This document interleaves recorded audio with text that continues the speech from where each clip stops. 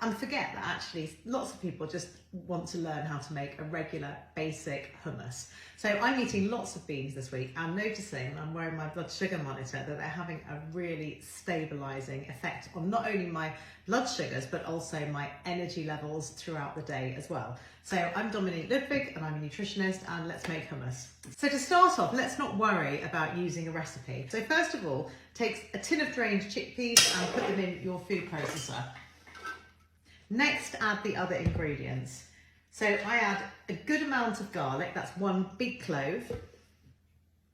So in goes a big tablespoon of tahini. Next, the lemon juice. I'm using Sicilian lemon juice. Once you've smelled Sicilian lemon juice, you'll never go back to any other lemon juice again. It's just so good. Then adding some salt. And then olive oil. So if you're worried about your weight and don't want to eat too much olive oil, you can reduce the olive oil and just add some water. I've got some warm water in here, just a splash. And process. Just add a little bit more water. And that's literally it. That is your homemade, gorgeous hummus. So simple and so delicious.